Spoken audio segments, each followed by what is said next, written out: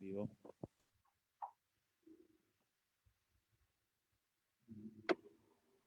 Peter. Bueno, buenos días, buenas tardes. Yo creo que para ustedes es buenos días a todas y a todos.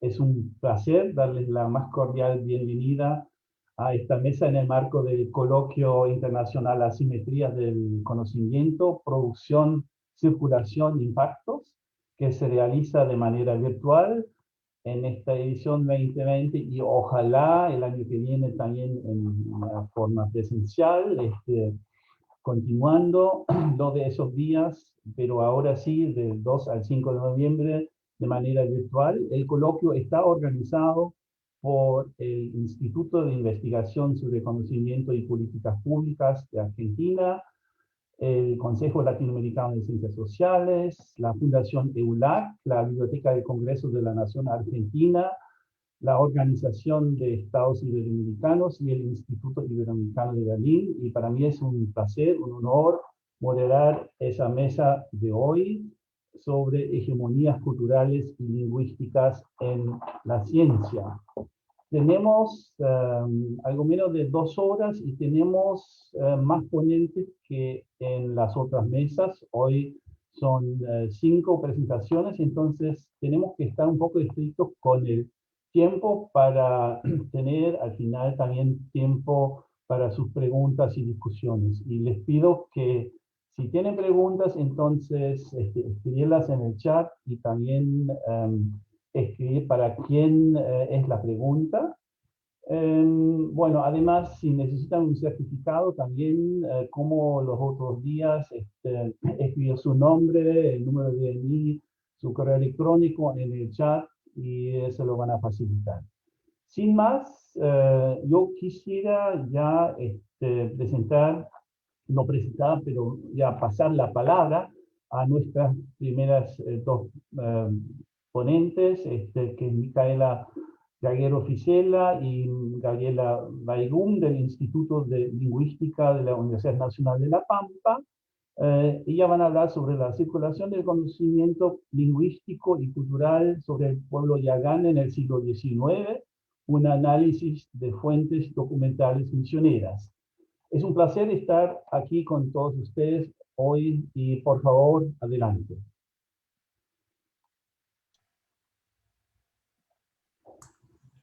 Hola, buenos días a todos, todas, bueno, todes, como decimos acá. Ahora les voy a pasar a compartir pantalla. Mi nombre es Micaela Gaguero Ficela, profesora de la Universidad Nacional de La Pampa. Bueno, ¿se ve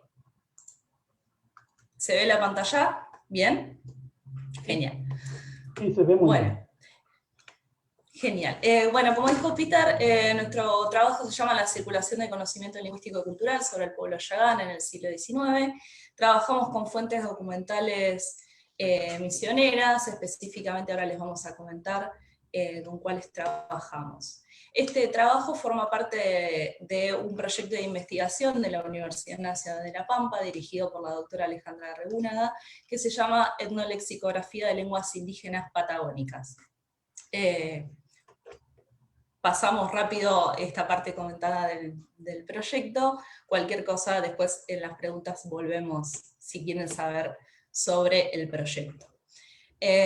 Nuestro marco teórico, al menos desde este trabajo, o la forma en la que nosotros empezamos a trabajar con este tema, inició en el campo de la lexicografía, analizando diccionarios de distintas épocas, para después trasladarnos de manera mucho más amplia al estudio general del léxico.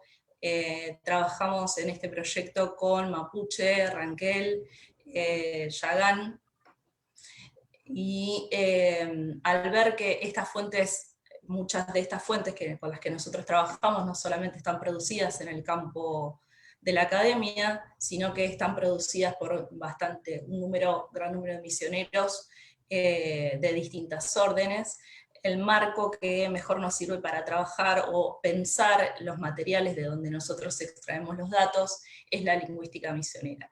También pensándolo desde una perspectiva quizás glotopolítica, volvemos a estos materiales no solamente como fuentes den los datos con los que nosotros trabajamos, de manera quizás de la lingüística más dura, o más del análisis de datos, sino pensarlos como parte también de la historiografía lingüística.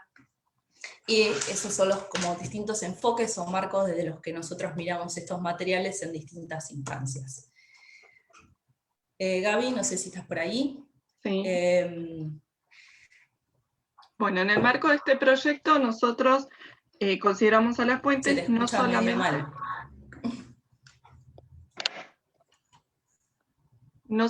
como... continúo, no, yo y cuando tengas mejor conexión. Seguí vos. Dale, Gaby, dale. Bueno, pasá la plantilla y seguimos con lo que sigue. Bueno. En este trabajo en particular, las fuentes que tomamos para el análisis son las producciones escritas que tuvo a lo largo de su historia la Sociedad Misionera de América del Sur. Son fuentes que están en inglés y nos enfocamos sobre todo en las dos primeras publicaciones, por lo que el análisis que realizamos llega aproximadamente hasta el año 1866. El acceso a estas fuentes fue mediante el archivo de la Iglesia Anglicana en Buenos Aires.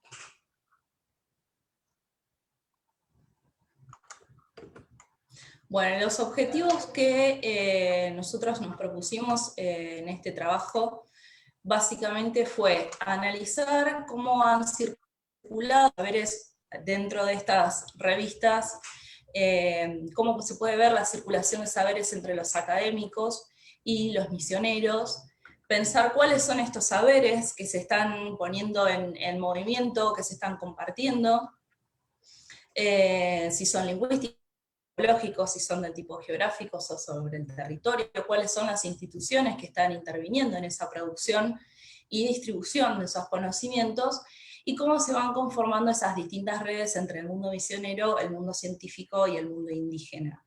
Esto es específicamente en el periodo histórico en el que estamos trabajando, que es entre 1850 y más o menos 1863, y 66, y el análisis que nosotros hacemos es estrictamente de cómo se ven estos ítems que estamos trabajando en las fuentes. Posteriormente, como esto es un trabajo inicial de estos datos, de manera posterior vamos a ir ampliando bastante el panorama, sobre todo a medida que las mismas misiones anglicanas se van moviendo alrededor de la Patagonia. Acá tenemos un mapa que muestra a modo ilustrativo los lugares en los que se establecieron las misiones anglicanas en la Patagonia. Se establecieron a mediados del siglo XIX, primero en las Islas Malvinas y más tarde en Tierra del Fuego. Bueno, fue a mediados del siglo XIX que este grupo de misioneros de Gran Bretaña decidió establecer las misiones en el extremo sur de la Patagonia, y después de algunos intentos fallidos, finalmente en 1869 se logra establecer la primera misión anglicana en Tierra del Fuego. Sin embargo, antes, en 1856, se instaló una estación misionera en las Islas Malvinas, en la isla Keppel, con el objetivo de crear un espacio de encuentro entre los misioneros y los nativos de Tierra del Fuego, sobre todo para que cada uno pudiera aprender la lengua del otro y poder llevar hacia adelante el trabajo de evangelización.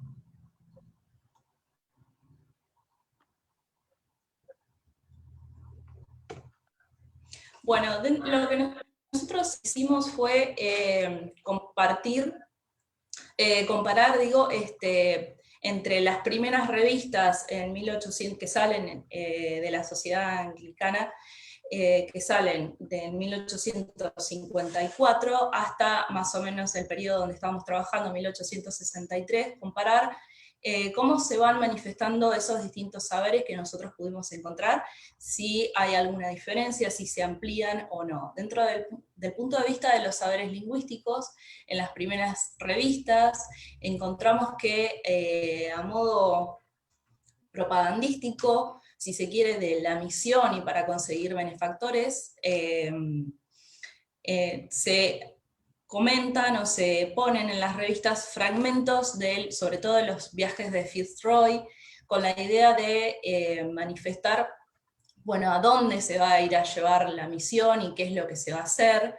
Entonces ahí encontramos, por ejemplo, citas como las que tenemos en pantalla, donde se puede ver que el conocimiento respecto de las lenguas que se hablan en la Patagonia es mínima, y se piensa sobre todo que hablan todos mapuche, ¿no? Y que lo que comenta Fitzroy, por ejemplo, es que tiene muy pocas ideas, o que ha podido recolectar pocos documentos, poca información respecto de sus hábitos y sus ideas.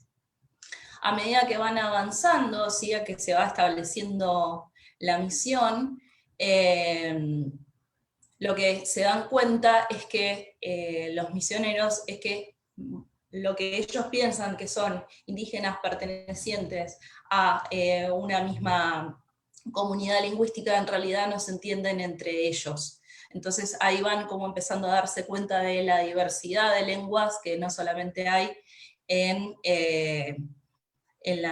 toda la Patagonia, sino que ya solamente en Tierra del Fuego y en las Islas Malvinas hay amplia variedad de lingüística. Finalmente, bueno, encontramos, a medida que van avanzando, ¿sí?, en el establecimiento de la misión, encontramos registros, por ejemplo, de vocabularios, ¿sí?, o los primeros vocabularios aparecen cuando se establece finalmente la misión, y anuncian en la revista los misioneros anglicanos, con casi bombos y platillos podríamos decir, las primeras lecciones que tienen en lo que ellos llaman fueguino, ¿sí?, que es Yagán, y anotan o transmiten una lista de palabras básicas como madre, padre, sol, luna, estrellas, en fin. Podemos ver en esta cita, esta es una foto de las revistas, acá hay una pequeña traducción, en donde Stirling, el obispo, ¿sí?, de la Iglesia Anglicana, comenta en la revista, primero, que dirigirse a los lectores de la revista, que son también no solamente los misioneros anglicanos en Europa, sino que además sus contribuyentes, que esas contribuciones fueron utilizadas cuidadosamente, según dice él, porque se ha hecho un gran paso en la misión por el reverendo Thomas Bridges, que ha completado un diccionario y una gramática. Al punto tal, los misioneros celebran el conocimiento de la lengua Yagán, que Mr. Stirling comenta, casi como una especie de gracia, que Mr. Bridges conoce tanto la lengua de los Yaganes que es capaz incluso de marcar errores en las palabras de sus, bueno, nosotros decimos de manera en la lingüística consultantes, ¿no? Pero que él mismo puede marcar cuando un indígena ha cometido un error en su discurso. En otro de los textos, ya en la segunda tanda de revistas, hacia 1863, encontramos fragmentos de cartas donde se distribuyen conocimientos como, por ejemplo, listas de palabras o cuadros donde se comparan en inglés, español, lo que ellos llaman patagónico, Yagán y araucano, por ejemplo, inclusive oraciones básicas en mapuzungún y traducidas al inglés.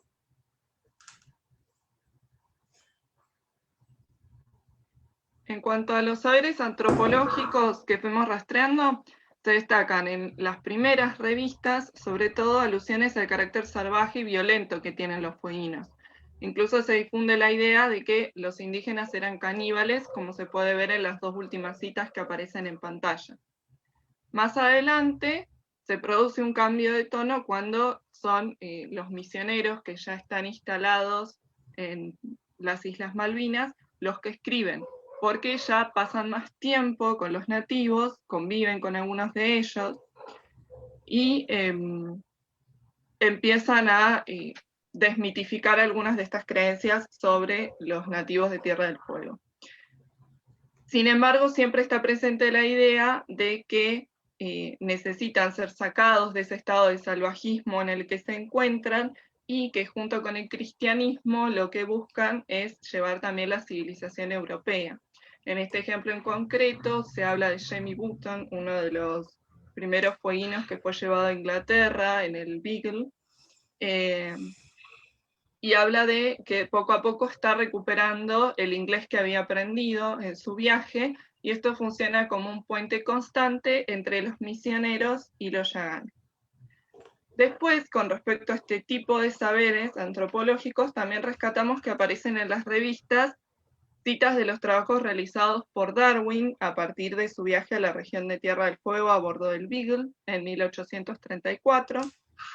Y acá no solamente aparecen datos sobre zoología, botánica, geología, sino también sus impresiones sobre los indígenas, que no son impresiones muy favorables. Habla de los miserables señores de esta miserable tierra, habla también del canibalismo, resalta la violencia.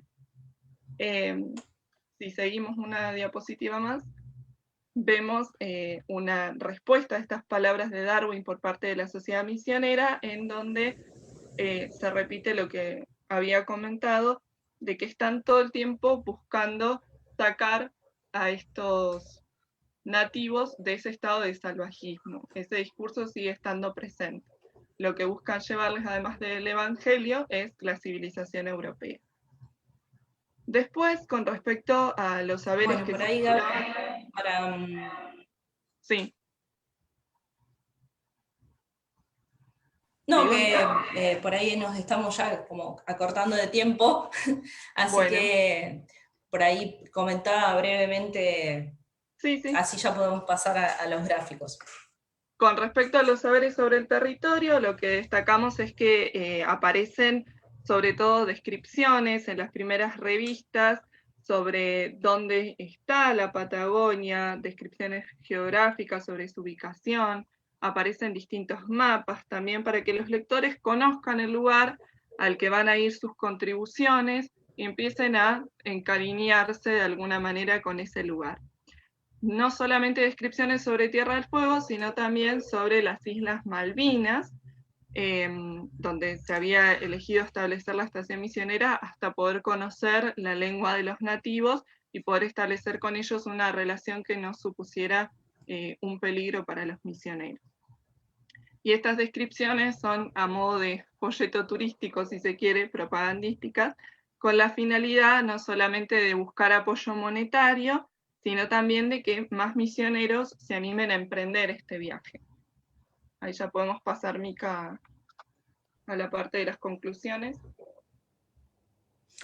Bueno, lo que nosotros pudimos ver es que hay actores principales en esta producción de saberes, entre los que están los yaganes y los misioneros anglicanos. Dimos mayor importancia a los misioneros anglicanos porque son aquellos que toman ese saber, ese conocimiento lingüístico o antropológico, inclusive respecto de la flora y la fauna del territorio de los yaganes. A medida que las misiones se van estableciendo, esos objetos de conocimiento que son los yaganes se van transformando en una especie de coproductores de saberes. Estos misioneros anglicanos producen estos saberes para la misma iglesia anglicana. Lo que a ellos les interesa, o su motivo principal, es la evangelización de los nativos. Se nutren a sí mismos, tanto los misioneros como el ejército, en este caso inglés, de estos conocimientos, porque los misioneros están acompañados todo el tiempo por la marina inglesa, así como se van nutriendo, por ejemplo, de exploradores o de los viajes de Fitzroy, así también la misma marina inglesa se va nutriendo de estos conocimientos del terreno que tienen los misioneros anglicanos.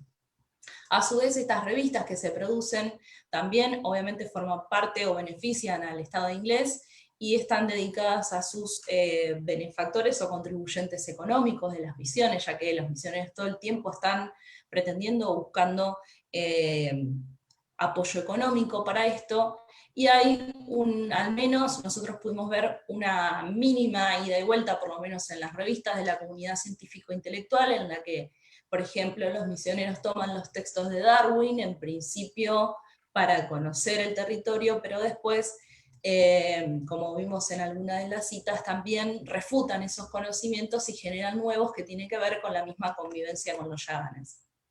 Entonces, entendemos que dentro de estos saberes, los misioneros son sujetos o productores de esos conocimientos, los yaganes pasan más o menos o están en un intermedio entre ser objetos y coproductores de esos saberes, y aquellos destinatarios son los mismos misioneros, ¿sí?, que necesitan estos saberes o estos conocimientos, la gramática o el diccionario para aprender la lengua y continuar con la evangelización, y también la misma comunidad científica. Pero bueno, esto lo tenemos que seguir ampliando y trabajando, ya que a medida que van avanzando las misiones y se van desarrollando, van estableciendo muchísima más comunicación con la comunidad científica. Entonces podemos decir que en las primeras revistas se citan fragmentos de expediciones anteriores, hay una tendencia a creer que todo lo que se habla es la misma lengua, que es el Mapuzungún, y una vez establecida la misión, la convivencia con Jemmy Button y su familia permite ampliar estos saberes, a partir de los cuales se elabora una gramática y un diccionario. Estos saberes se comparten a través de cartas, estas revistas, no solo con el resto de los misioneros, sino con el resto de la comunidad científica. Los saberes sobre el territorio destacan descripciones sobre las características geográficas del lugar, y se amplía con la presencia de mapas, de cómo avanzan esos misioneros por el territorio. Tienen funciones propagandísticas, muchas veces estas descripciones de la geografía, y esas exploraciones no son solamente llevadas a cabo, sino que, como dijimos antes, colaboran con las políticas de ocupación del territorio de las Islas Malvinas y el Canal de Beagle como rutas comerciales y lugares seguros por donde la Marina inglesa puede transitar. Bien, hasta ahí llega nuestra presentación. Esperamos no haberlos abrumado con la velocidad, pero no queríamos restar tiempo. Muchísimas gracias, Micaela, Gabriela. Yo estuve tratando de mirarles la tarjeta roja, después de los 15 minutos, así fueron como 19 y algo. Vamos bien, muchísimas gracias por la presentación, pero siempre tenerlo en mente, ¿no? Porque si bien quisiéramos siempre continuar, entonces tratar de ser un poco estricto. Vamos a seguir con la presentación de Santiago Llaudat, del Laboratorio de Estudios en Cultura y Sociedad, Universidad Nacional de La Plata, y también Centro de Ciencia, Tecnología y Sociedad de la Universidad Maimónides. Santiago va a hablar sobre el papel de la colonialidad lingüística y epistémica en la internacionalización asimétrica de los conocimientos. Por favor, adelante. Bueno, buenos días. Ante todo, quiero agradecer a los organizadores del evento y a Peter por la coordinación. Espero poder cumplir con el tiempo pautado y si no, veré la tarjeta roja de Peter. Bien. Lo que les voy a comentar es parte de una investigación más amplia. Yo no me dedico a temas de lingüística, pero sí, en el marco de una investigación más amplia, percibí algunos elementos vinculados a la lingüística que son los que les voy a comentar. La investigación trata sobre la stevia, en verdad no sobre la stevia, sino sobre los conocimientos producidos en torno a la stevia, tanto de pueblos originarios, en particular de los guaraní, Paita Viterá, que es una etnia dentro de los guaraníes, y por conocimiento científico, tecnológico, y otras formas de conocimiento que se fueron construyendo alrededor de la stevia, y en particular mi análisis apunta a mostrar los procesos de explotación de esos conocimientos de parte de empresas, particularmente grandes empresas multinacionales, a partir fundamentalmente de la propiedad intelectual. Bien, en ese marco, que fue mi tesis de posgrado, hay un capítulo, una sección dentro de un capítulo en el cual yo analizo algunos de los aspectos que voy a comentarles a continuación. Metodológicamente mi trabajo se basó en un trabajo de archivo, en fuentes secundarias, particularmente artículos científicos, también otras formas de fuentes, como pueden ser artículos de prensa y entrevistas y demás. Lo que yo voy a encontrar en el caso de la stevia, sintéticamente, les comento lo siguiente. La stevia hasta fines del siglo XIX era desconocida. La stevia, cuando estamos hablando de stevia, hay que distinguir entre el género de las plantas stevia y la stevia rebaudiana bertoni, que es la stevia dulce, la que se conoce como la stevia endulzante. ¿Bien? Cuando yo diga stevia, voy a estar hablando específicamente de esta stevia, de la stevia endulzante. Ahora bien, esta planta, la stevia rebaudiana, la hierba dulce, era desconocida para el mundo occidental, incluso para el mundo fuera del mundo guaraní, ¿no? Para el mundo fuera de su lugar de origen, era completamente desconocida. Recién a fines del siglo XIX, de la mano de un investigador suizo paraguayo llamado Moisés Bertoni, esta planta va a entrar por la puerta, digamos, de la ciencia al conocimiento del mundo occidental y va a comenzar la historia, digámoslo así, moderna de la planta, ya que hasta fines del siglo XIX era una planta que estaba reservada únicamente en el ámbito del uso indígena, es decir, por fuera del mercado, por fuera de otra forma de utilización de la planta, como puede ser, por ejemplo, como objeto científico.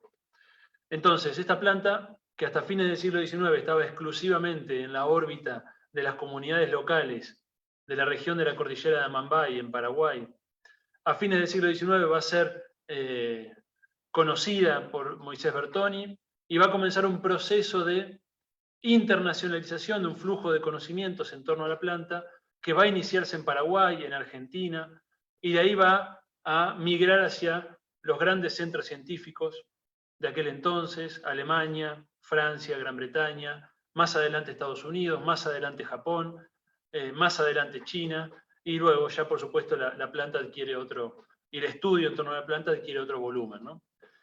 Lo que yo voy a comentar fundamentalmente tiene que ver con la etapa inicial, allá por fines del siglo XIX, principios del siglo XX, cuando la planta estaba apenas siendo conocida de parte de la ciencia occidental.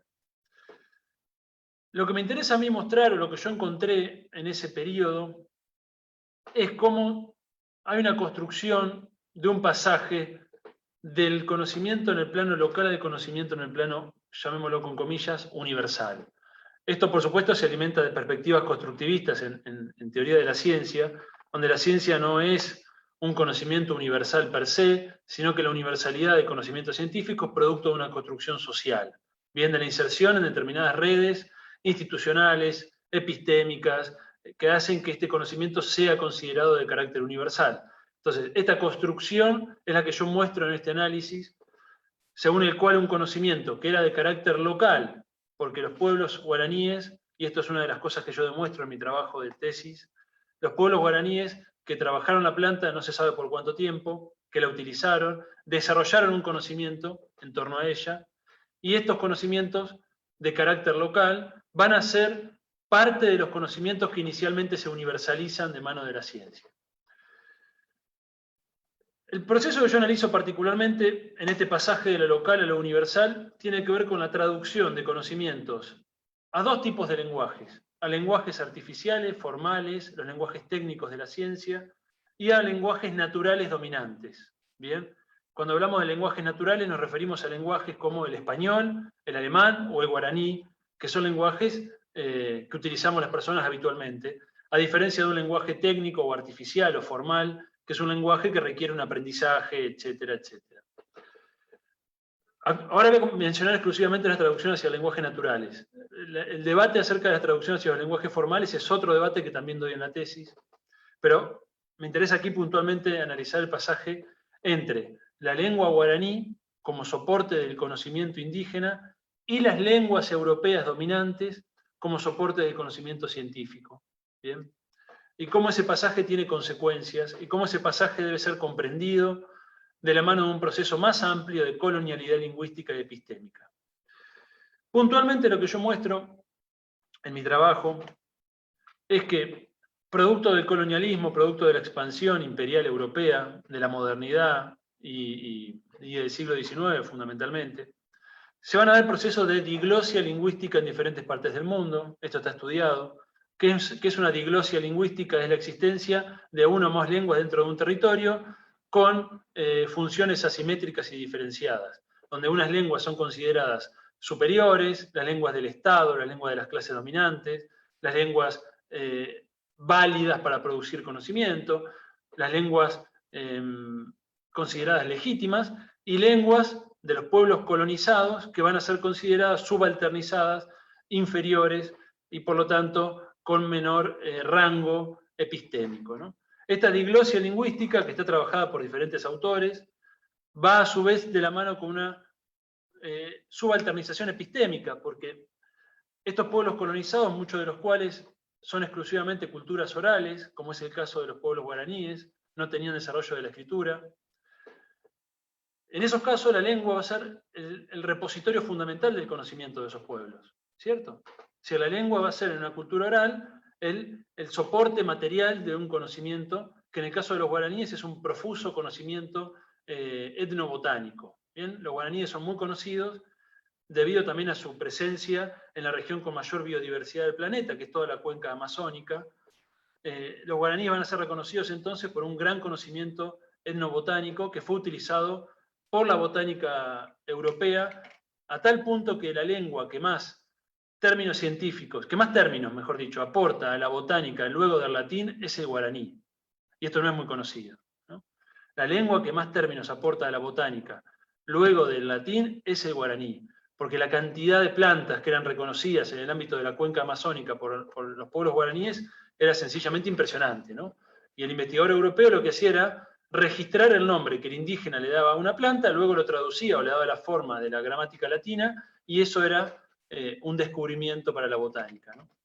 En fin, lo que yo muestro entonces en este plano de la colonialidad lingüística y la colonialidad epistémica que va de la mano, es como desde la mirada de la clase dominante, desde la mirada del europeo occidental, desde la mirada de la lengua dominante, este conocimiento subalternizado es un conocimiento sin derechos, ¿no? En términos de Hegel, diríamos rechtlos, ¿no? Ustedes saben que Hegel no le daba derecho a los pueblos que consideraba como primitivos, ¿no?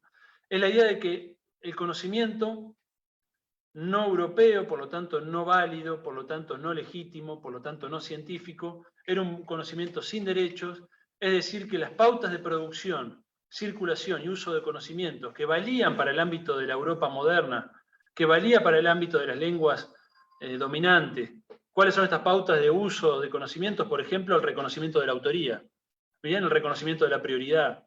Son pautas de circulación de conocimiento científico en el ámbito de la hegemonía occidental. Estos conceptos, estos criterios no eran aplicables para el ámbito de los conocimientos considerados subalternos, aquellos conocimientos soportados por lenguas colonizadas. Es decir, que no había por qué registrar la prioridad en el descubrimiento de una planta de parte de un pueblo, como el caso de los guaraníes, que era un pueblo inferior, colonizado, subalterno. Esto es muy interesante, ¿no? Porque la KG, que es el nombre indígena para la stevia, claramente es un descubrimiento de los guaraníes. ¿Bien? Claramente es un descubrimiento, y no solo eso, sino que yo muestro en mi tesis cómo no solo descubrieron la planta, sino que le dieron uso a la planta a lo largo de varias décadas, incluso puede registrarse a lo largo de varias generaciones. Y en ese conocimiento y uso de la planta desarrollaron un conocimiento acerca del manejo, por ejemplo, de la planta. Todos estos conocimientos de carácter local, soportados oralmente en la lengua indígena guaraní, van a ser traducidos a las lenguas dominantes. Bien, en aquel entonces el francés era una lengua científica válida, hoy fundamentalmente es el inglés, ¿no? Ustedes saben que esto va cambiando históricamente, en algún momento lo fue el latín, etc.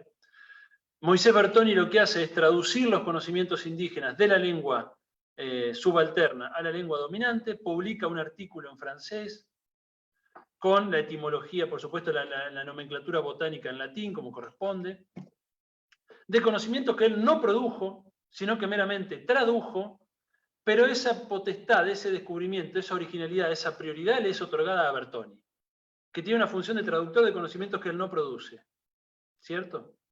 Y ojo que no estoy juzgando acá a Bertoni, no me interesa. De hecho, Bertoni es un buen tipo a lo largo de su trayectoria. No es mi interés ese, sino mostrar cómo operan mecanismos de colonialidad.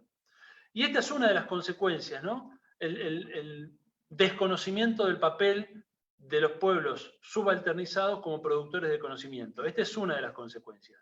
Otra de las consecuencias de la colonialidad lingüística y epistémica va a ser ni más ni menos que la introducción en un horizonte de sentido completamente nuevo. ¿Qué quiere decir esto?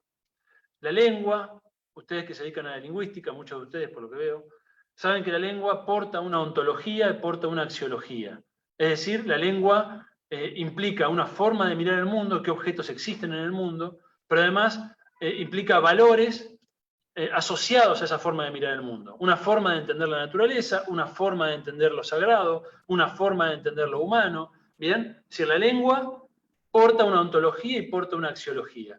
En el ámbito de la lengua guaranítica, en aquel entonces esta región de los guaraníes no había sido colonizada por una serie de factores históricos que explico en mi tesis, se mantuvo exenta del proceso de colonización, por lo tanto, se mantenía, si bien no fuera de contacto, por supuesto, había contacto con el mundo occidental, imagínense que ya estamos hablando de casi 400 años de colonialismo en la región, había contacto, pero todavía mantenían sus formas de vida tradicional. ¿Bien?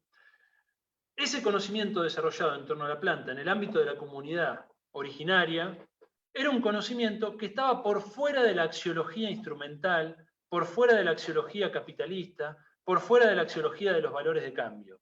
Es decir, la planta era vista exclusivamente desde el punto de vista de su valor de uso. No estaba en la mentalidad indígena de ese entonces la posibilidad de explotar comercialmente la planta y los conocimientos asociados. Cuando el conocimiento indígena es traducido a una lengua dominante, en el caso del francés, rápidamente se traduce al inglés también, es decir, el artículo de Bertoni, de la mano del cónsul británico, se publica en el Kew Bulletin, que es el boletín botánico más importante de aquel entonces en el mundo, con sede en Londres, ¿no? Los jardines botánicos de Kew. Se publica rápidamente en inglés y rápidamente en alemán, es decir, las tres lenguas dominantes, ¿no? Las tres lenguas dominantes. Cuando esto ocurre, esta traducción de conocimientos locales a lenguas dominantes que lo vuelven universal, ocurre, estos conocimientos son incorporados en un nuevo horizonte de sentido de tipo capitalista, que va a movilizar intereses mercantiles, que estaban ausentes en la circulación de carácter local de este conocimiento asociado a la lengua indígena. ¿Bien? Y rápidamente esto va a movilizar una serie de instituciones, actores, detrás de la explotación mercantil de la planta. Fíjense qué interesante, ¿no? Porque nos da la pauta de algo que ya es sabido, ¿cierto? La lengua no es neutra. Pero aquí me interesa particularmente analizar la lengua como soporte del conocimiento, como soporte material del conocimiento, cómo no hay neutralidad, ¿no? Cómo la inclusión de un conocimiento en determinado lenguaje va a habilitar la inclusión de ese conocimiento en un horizonte de sentido nuevo, ¿no? Es muy interesante, o por lo menos a mí me resulta interesante, no sé si es interesante, per se. Bien. Así que bueno, no quiero tampoco robarles mucho más tiempo. Esa es esencialmente mi tesis, lo que yo intento mostrar en mi trabajo. Si quieren les cuento cómo termina la historia, es un poco triste, lamentablemente. Es triste porque es la historia un poco de los pueblos colonizados, ¿no? Y del tercer mundo. Por supuesto, cuando la planta se volvió una commodity, una mercancía global, nada de los beneficios mercantiles derivados de la explotación económica de la planta fue a parar a los indígenas, nada, bien, nada, absolutamente nada. Pero no solo eso, que no fue a parar nada, cuando hay toda una jurisprudencia internacional en materia de conocimientos tradicionales que estipula que, perdón, ahí estoy viendo Peter, que estipula que la utilización de conocimientos indígenas debe ser retribuida, hay toda una jurisprudencia en ese sentido, que ya está desarrollada, que también muestro en la tesis. No solo eso, sino que el mismo lugar de origen y la misma planta silvestre, que es la base de toda la cantidad de variedades de stevia que hoy existen en el mundo, producto ya de la biotecnología y de otros procesos, ese mismo lugar de origen y esa misma stevia silvestre fueron completamente destruidos. Es decir, hoy la stevia silvestre está en extinción, ya casi no existe, producto de un proceso de extracción de plantines de stevia a lo largo de 40, 50 años para experimentación agronómica en Japón, en Estados Unidos, en Alemania, en China. Es decir, no solo no recibieron una retribución por la explotación comercial de sus conocimientos, sino que el mismo hábitat natural y la misma planta, especie, que estuvo en la base de todo el proceso posterior, fue destruida y ya no queda nada de ello, ¿no? Incluso el Estado paraguayo, ya no hablamos de los pueblos guaraníes, sino del Estado paraguayo, cuando intenta sumarse al tren, digámoslo así, de los beneficios de la stevia, tardíamente, en los últimos 10, 15 años, tampoco va a recibir nada, ¿no? Es decir, el Estado paraguayo, no quiero decir que el Estado sea representante de los pueblos indígenas, porque la relación es mucho más compleja, pero el Estado paraguayo, como ámbito nacional de soberanía, tampoco va a haber nada de los beneficios de la stevia, ¿no? Entonces yo lo que intento mostrar es eso, y bueno, ya me sacaron tarjeta roja, y si quieren después en los intercambios podemos profundizar en algunos aspectos. Disculpen la extensión. Muchas gracias. Muchas gracias, todo bien con el tiempo, apenas 17 minutos.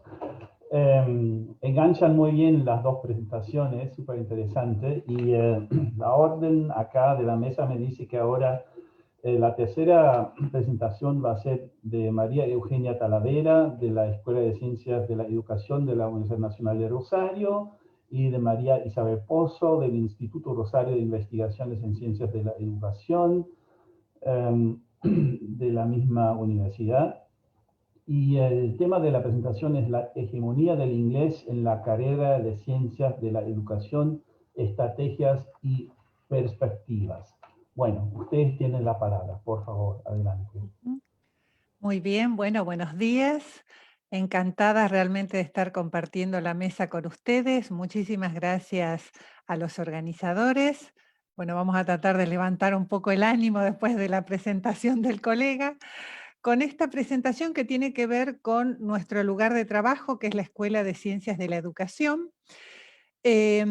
Vamos a intentar explicar el sentido de este título, que tiene que ver con el inicio de una línea de investigación que estamos desarrollando, cuyo contexto naturalmente tiene que ver con un contexto de globalización, marcada por la desaparición prácticamente de los límites geográficos que ha traído esta tecnologización masiva, ya podemos decir a casi un año de pandemia, en un contexto en el cual las universidades, como ámbitos privilegiados de la producción y difusión del conocimiento, intentan desplegar, de acuerdo a sus posibilidades, distintas estrategias que tienen que ver con la internacionalización de la educación superior,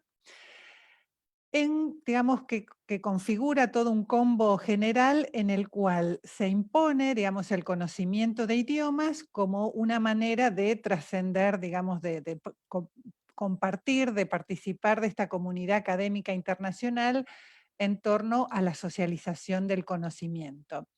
Y en este escenario compartido, digamos, sabemos que no es, digamos, parejo, no es, digamos, absolutamente respetuoso, si se quiere, porque el inglés ocupa un lugar hegemónico, ¿no?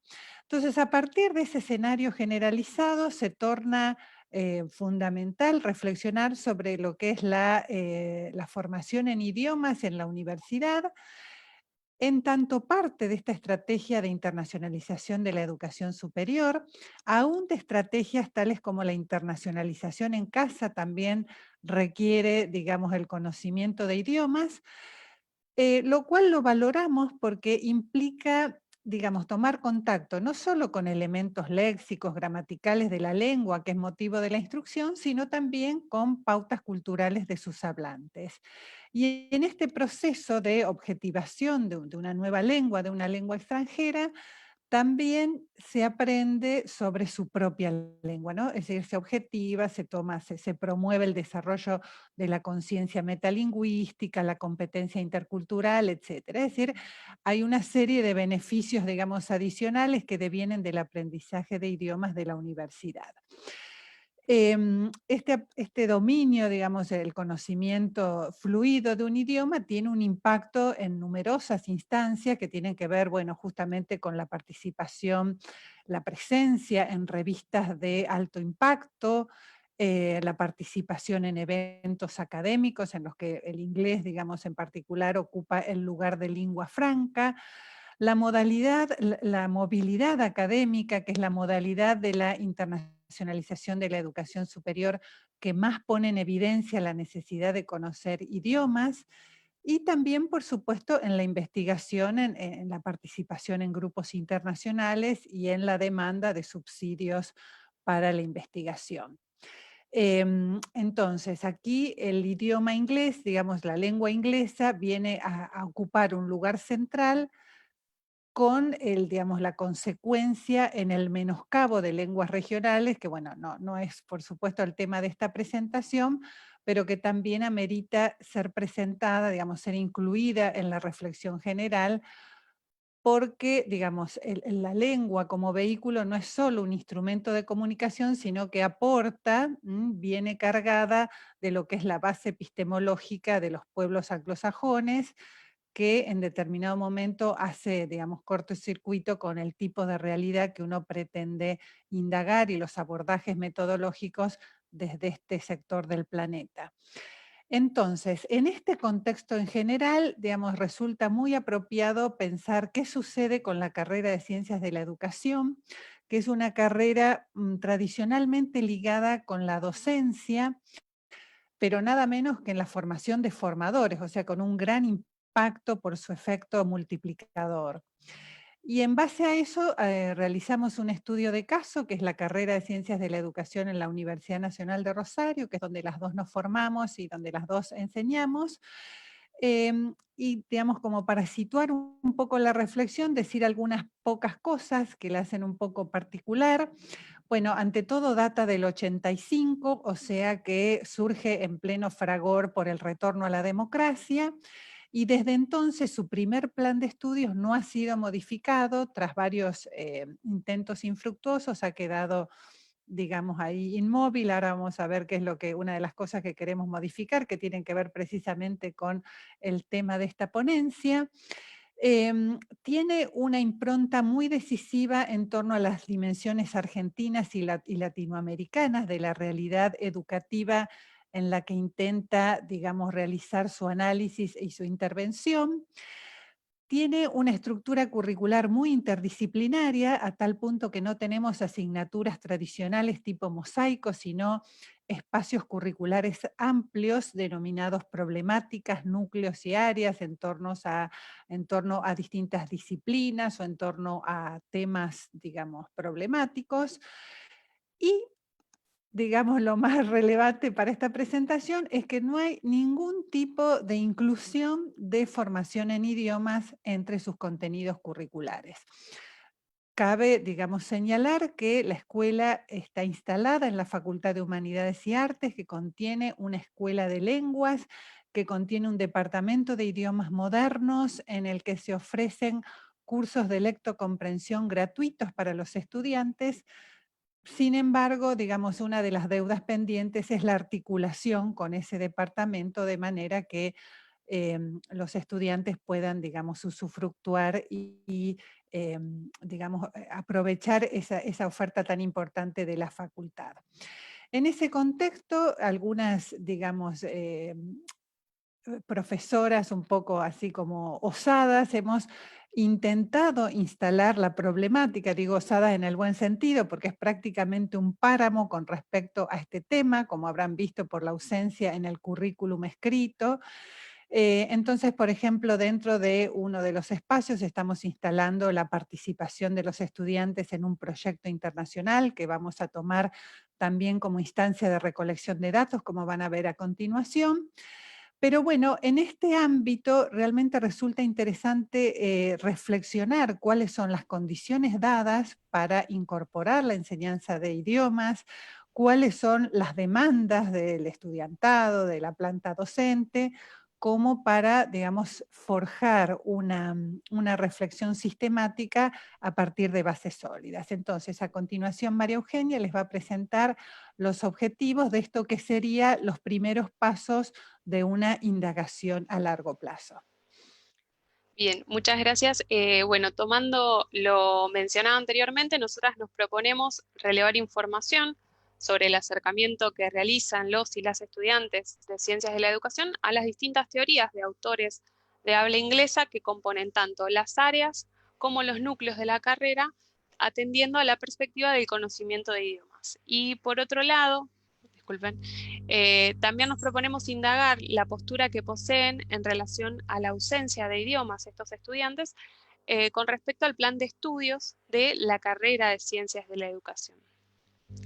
Para poder llevar a cabo estas tareas, lo que hicimos fue realizar un análisis de los autores, es decir, de la bibliografía presente en los programas de la carrera de Ciencias de la Educación, y a su vez también realizamos encuestas virtuales a los y las estudiantes de trabajo de campo 1, que se corresponde al tercer año de la carrera de Ciencias de la Educación. Con respecto a la presencia de autores de habla inglesa en la carrera de Ciencias de la Educación, para este estudio consideramos los programas de los núcleos y las áreas del año 2019, es decir, la bibliografía de autores extranjeros en general y de habla inglesa en particular, presentes en el segundo, tercer y cuarto año de la carrera.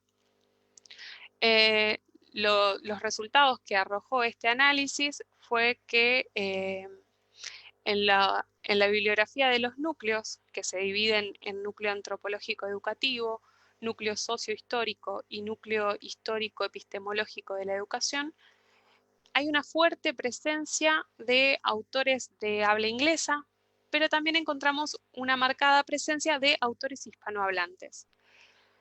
Cabe mencionar también aquí que estos núcleos forman parte del segundo año de la carrera de Ciencias de la Educación y que en esta instancia los y las estudiantes recién comienzan a entrar en un primer contacto con las diversas corrientes pedagógicas, aquellos hitos históricos educativos considerados como relevantes y los diferentes enfoques sociológicos de la educación, tanto de nuestro país como a nivel internacional.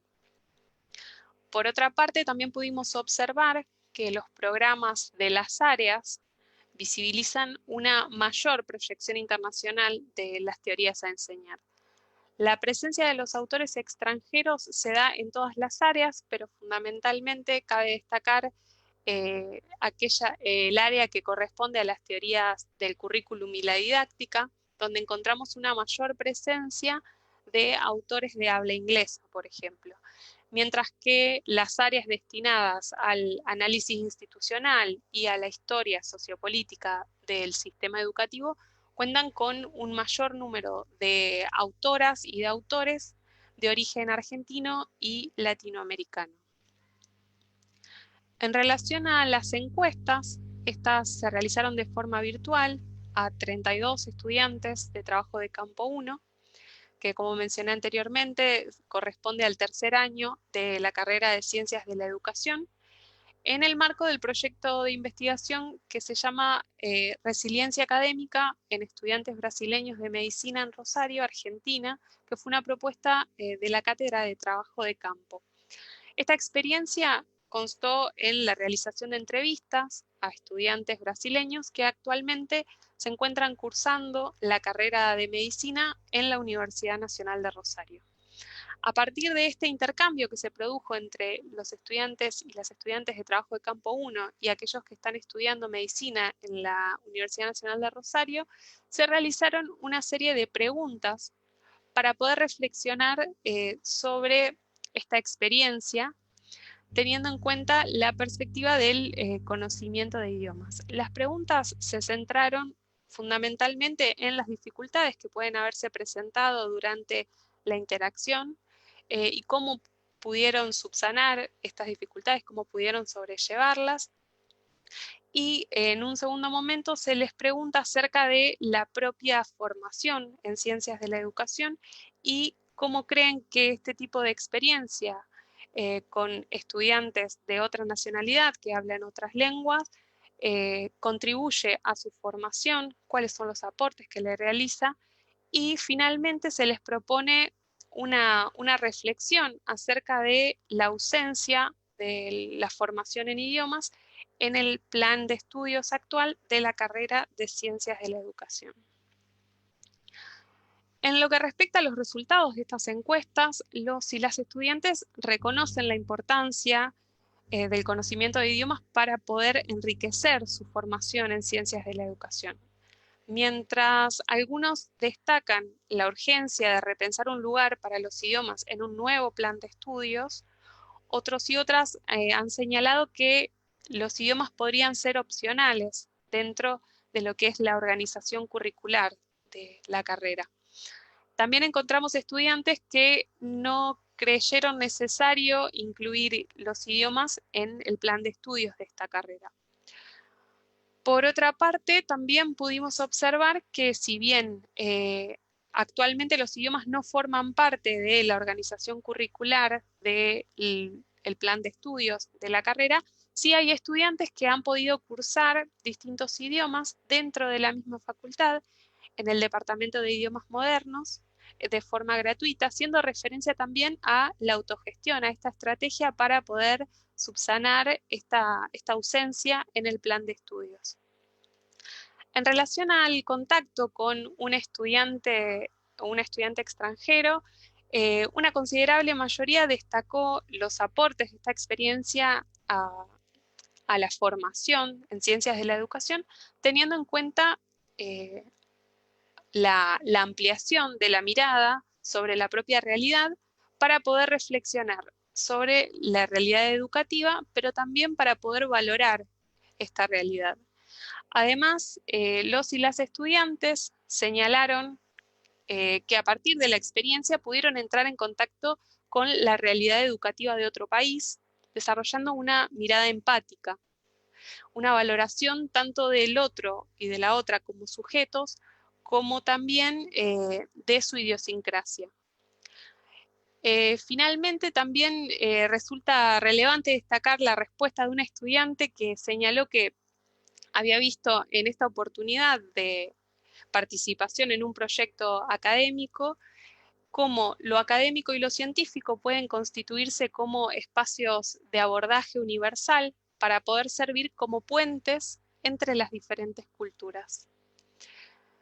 Y si bien esta experiencia que realizaron fue con estudiantes originarios de Brasil, el interés por aprender el portugués no fue destacado tanto como la demanda de contar con competencia en lengua inglesa. A modo de cierre, consideramos que es pertinente continuar indagando acerca del rol que tienen los idiomas en la formación de grado, atendiendo particularmente a la carrera de Ciencias de la Educación.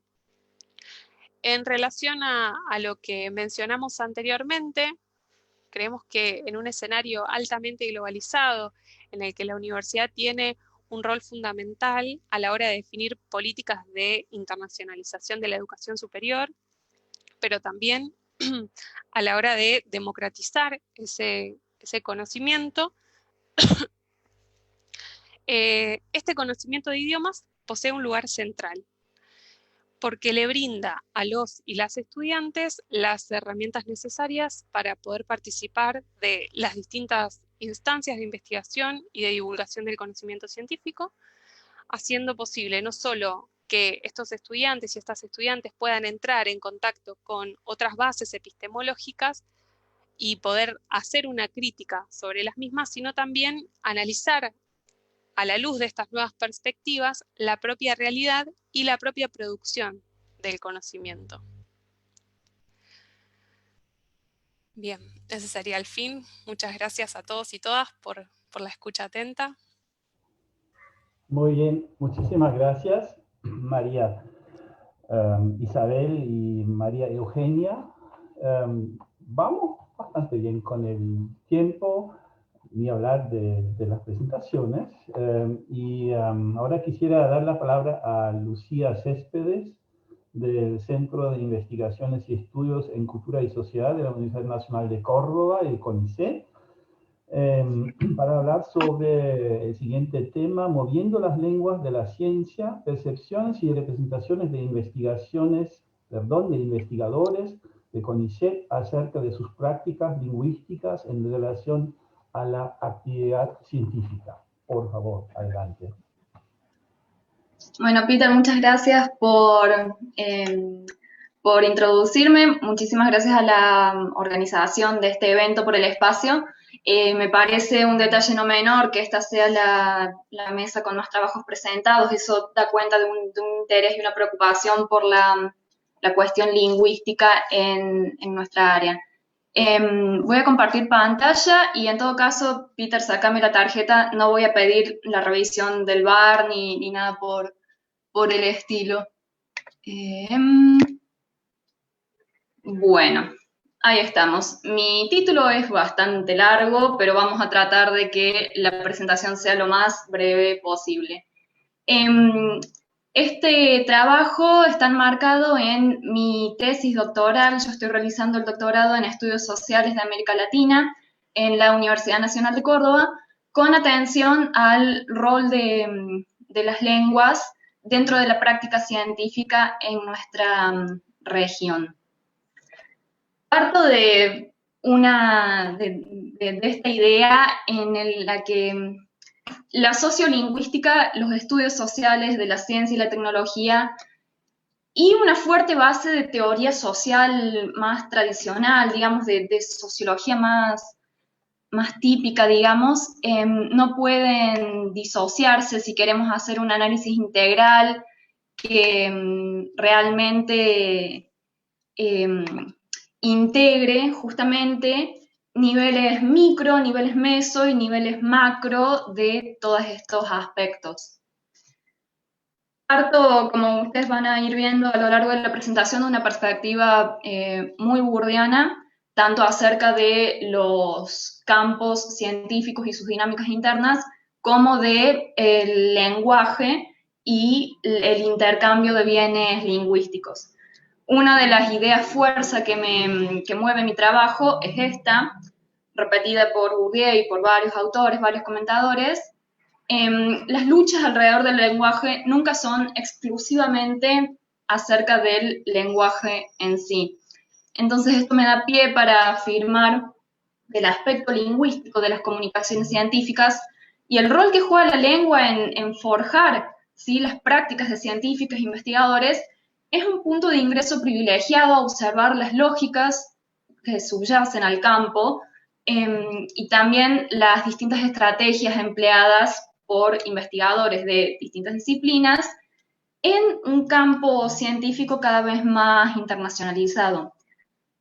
No vamos a decir tampoco, como sostienen algunos autores del giro lingüístico, que todo es lenguaje, que todo es texto, que todo es discurso, pero sí la lengua es algo que está tan íntimamente relacionado a la experiencia humana en todo aspecto, en todo sentido, que sí sostengo que siempre es posible decir algo acerca del mundo prestando atención a las cuestiones de la lengua.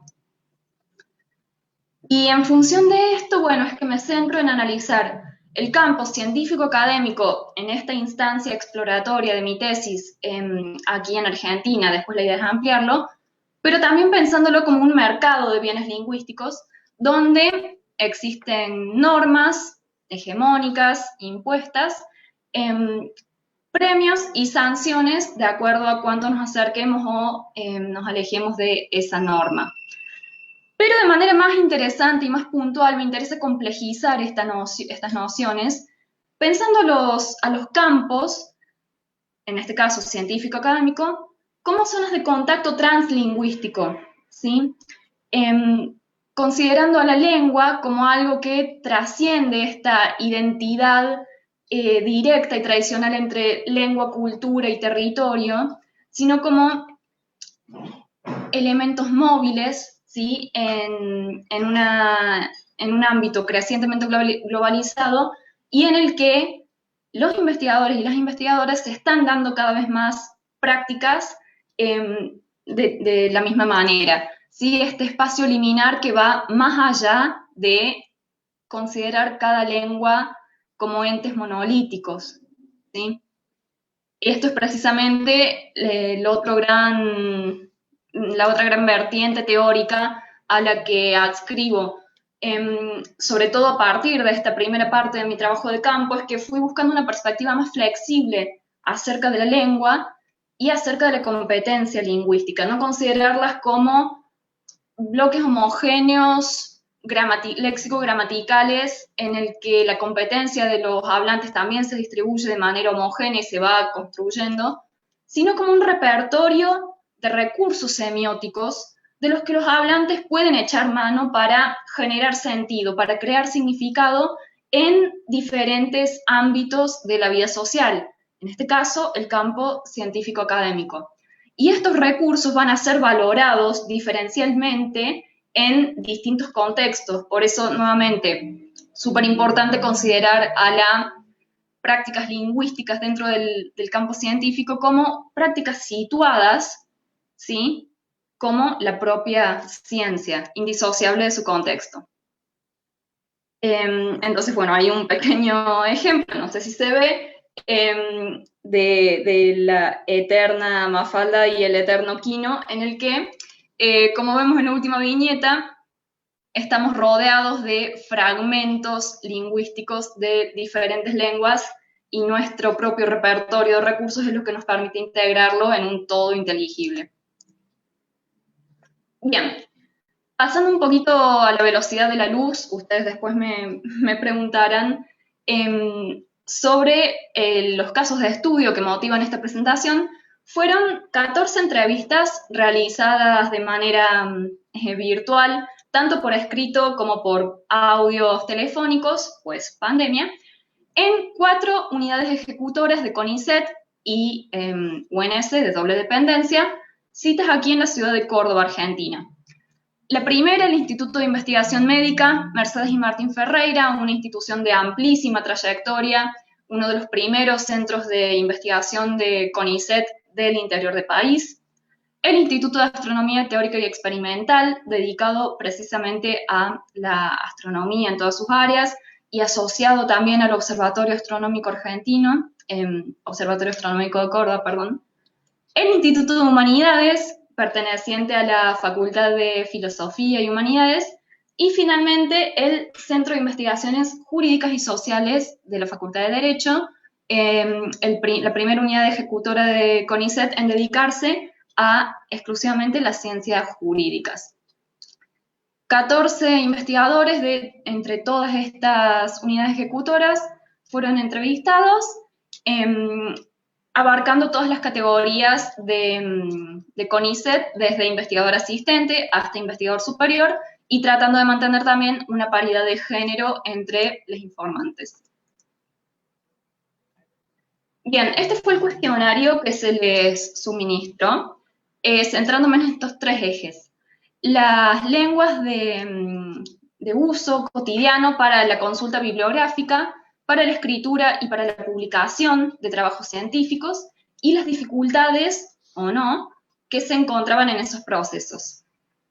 La importancia atribuida al manejo de lenguas para el trabajo científico cotidiano, y esta afirmación polémica: ¿en las ciencias debería haber una única lengua global de comunicación?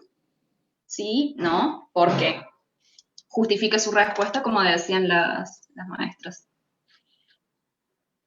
Vamos entonces a los resultados, muy a grandes rasgos. Aquí de este lado tenemos, para sorpresa de nadie, a las disciplinas identificadas como las ciencias naturales, las ciencias duras, las ciencias exactas, que manifestaron escribir, leer, consultar bibliografía y publicar casi exclusivamente en inglés, el castellano ocupando un lugar muy marginal dentro de las publicaciones científicas, tanto las de consulta como las de producción propia. Un detalle interesante fue que mientras los investigadores del INIMEC marcaron que en su disciplina el inglés es fundamental, en astronomía fueron muchísimo más enfáticos. El inglés es lo único.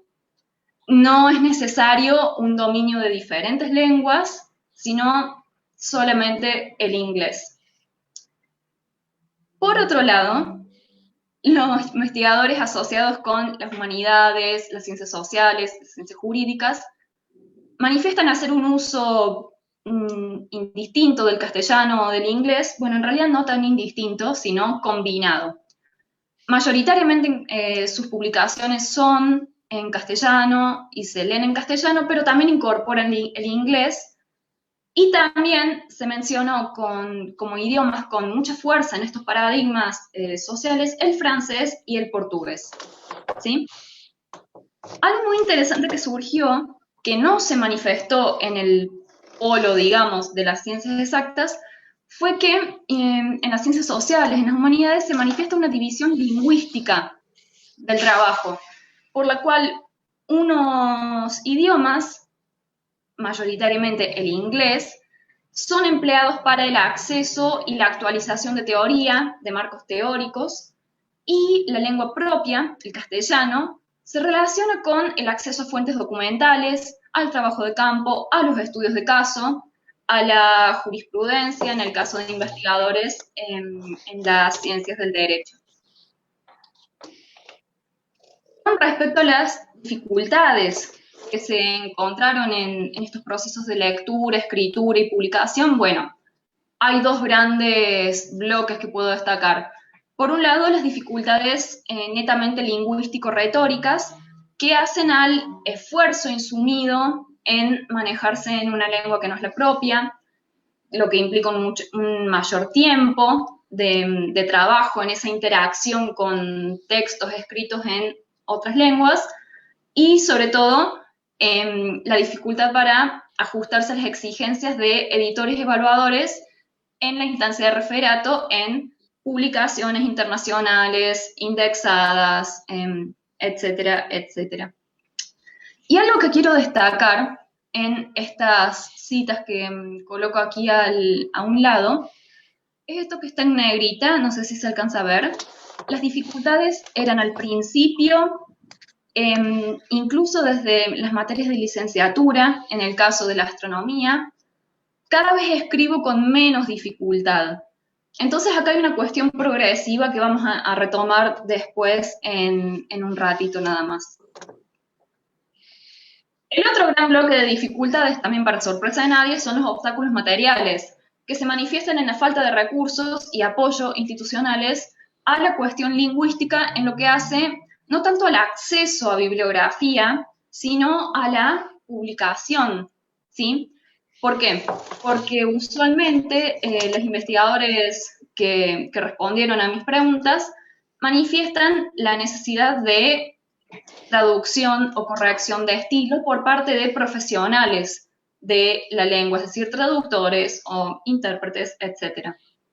Y como se manifiestan aquí en estos comentarios, los fondos usualmente son escasos o no hay fondos específicos para esta actividad, por lo tanto se tienen que derivar de otras partidas presupuestarias o incluso por cuenta propia, por el bolsillo propio, si es que se tiene la aspiración de publicar en otras lenguas y no se cuenta con las competencias propias suficientes para producir un texto de acuerdo a las normas de publicación y etcétera. Y es en este punto en el que yo quiero enfatizar un poco más la parte teórica, porque si con Bourdieu consideramos a la práctica social como el lugar de encuentro de estos dos estados de lo social, el habitus y el campo, ¿sí? La historia hecho cuerpo y la historia hecha cosa, digamos, a la práctica discursiva podemos considerarla como también el lugar de encuentro entre un habitus científico-lingüístico y un mercado de bienes lingüísticos por el cual circulan básicamente papers, pero no solamente eso, después vamos a volver a este tema. Entonces, pensando esta relación, ¿sí?, en el que el hábitus se va construyendo a lo largo de la trayectoria, es que llegamos a una visión ampliada de competencia, no solamente como esa competencia lingüística, gramática, léxica, sino como un sentido práctico del uso del lenguaje bajo determinadas normas de aceptabilidad específicas del campo disciplinar de que se trate. Y es a lo largo de la trayectoria, dentro de los propios campos, pero también pensando en las trayectorias educativas previas, la posibilidad de acceso, ¿no?, a clases de idiomas, una educación bilingüe en otras instancias del sistema educativo, es que cada agente, cada sujeto, va propiciando ampliar el repertorio de recursos semiolingüísticos, esto que mencionábamos al inicio, de los cuales a los cuales puede movilizar a la hora de desempeñarse en entornos multilingües y translingües. Entonces, podemos pensar que esto que mencionaban los informantes antes, que al principio se presentaban muchas dificultades al inicio de la carrera académica, sobre todo para investigadores asistentes, pero que son dificultades que se van superando con la práctica, ¿sí? Y también, esto es algo que no coloqué, con la intervención de colegas, es que podemos pensar a la escritura, a la publicación y a la práctica científica de construcción de conocimiento como una actividad en red, donde esas redes sociales internacionales de cooperación y de intercambio forman parte de un capital social de cada agente que vamos a incluir en esta noción de competencia lingüística, aunque suene raro, porque es parte de los recursos que pueden aplicarse a la hora de, por ejemplo, producir un texto. Ya para cerrar con la última pregunta y más polémica de todas, una única lengua global para la ciencia, bueno, tuvimos todo el espectro posible de respuestas, desde el total desacuerdo hasta el acuerdo, pero siempre con matices. Esto fue muy interesante, no hubo una respuesta directa por sí o por no. En primer lugar, todos los investigadores reconocieron a la realidad cotidiana en la que el inglés de facto es la lengua franca o la lengua de la moneda de cambio, digamos, entre distintos trasfondos lingüísticos, lo cual provee ventajas pragmáticas, prácticas y comunicativas. Esto es, me ponían el ejemplo, si tenemos un grupo de investigación con gente de Alemania, Japón y Argentina, ¿en qué nos vamos a comunicar? En inglés. Y ese intercambio científico, que puede ser muy rico, se vería impedido de otra manera.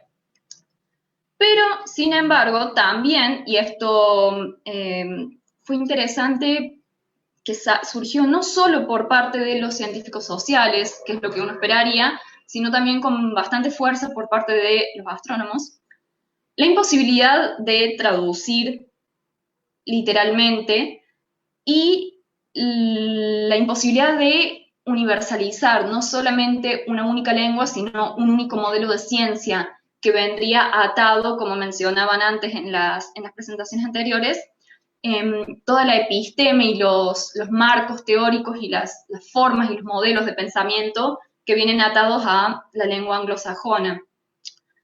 Además, las desventajas lingüísticas, las desventajas materiales, que esta situación coloca a quienes no tienen los suficientes recursos para desempeñarse al nivel que exige una publicación o una exposición científica, y también las injusticias lingüísticas y epistémicas que esta situación conlleva para los conocimientos no del norte y no anglosajones. Finalmente, esto es lo que más me interesó. Lucía, tienes que terminar, ya son 19 minutos. Ay, perdón, termino. Marcaron los informantes que tienen conciencia de que hay distintos productos de las ciencias, no solamente el paper, y que para ello pueden emplearse distintas lenguas reconociendo distintos circuitos de comunicación. Eso ya era todo. Muchas gracias y perdón por la extensión. Bueno, muchas gracias, Lucía. Y nos queda algún tiempo para la última presentación de Pablo von Stecher y después algún tiempito también para las preguntas que ya se articularon en el chat. La última presentación de Pablo von Stecher del Instituto de Lingüística de la UBA, CONICET, English Strongly Recommended, menciones lingüísticas en las revistas argentinas de ciencias exactas naturales y sus aplicaciones. Me hizo pensar el título, y eso todavía no va a tu cuenta, Pablo, no te preocupes, en un email que recibimos nosotros hace unos 5 o 6 años cuando entramos a Scopus con nuestra revista iberoamericana, y lo que nos mandaron es diciéndonos, bueno, si quieren aumentar su factor de impacto, por favor, dejen de publicar en español y portugués y solamente publiquen en inglés. Bueno, nosotros seguimos defendiendo el multilingüismo, pero es exactamente eso que también nos habla tu invitación. Bueno, adelante, por favor. Muchas gracias por la introducción, Peter. Bueno, y también quiero agradecer a mis generosos compañeros en la comisión organizativa de este coloquio, Sole, Laura, Pablo, Tomás y Luis, y en especial a Mateo y a Lucía por generar este espacio tan provechoso para todos. Bueno, se ve la proyección. Lo que voy a hacer antes de meterme de lleno en el trabajo es hacer una muy breve introducción sobre la cuestión de las revistas y sobre el uso del inglés, retomando un poco lo que decía Peter. Bueno, como todos sabemos, además de la participación en congresos o en coloquios, la publicación de artículos en revistas especializadas es una instancia clave en la comunicación científica entre pares. Esta comunicación, al mismo tiempo, es una actividad constitutiva de la tarea de investigación, ¿no? Ya Bernardo Husey en 1945 decía que una investigación no estaba completa hasta que no se comunicaba. Bourdieu dice que las revistas de investigación cumplen la función de definir qué es lo publicable al seleccionar y consagrar las producciones efectuadas de manera conforme a los principios de la ciencia oficial y censurar otro tipo de producciones. Y Renato Ortiz señala que por su dinámica de publicación y por los diálogos que sus artículos establecen con estudios previos, las revistas especializadas son vistas como el símbolo por excelencia de la ciencia en marcha.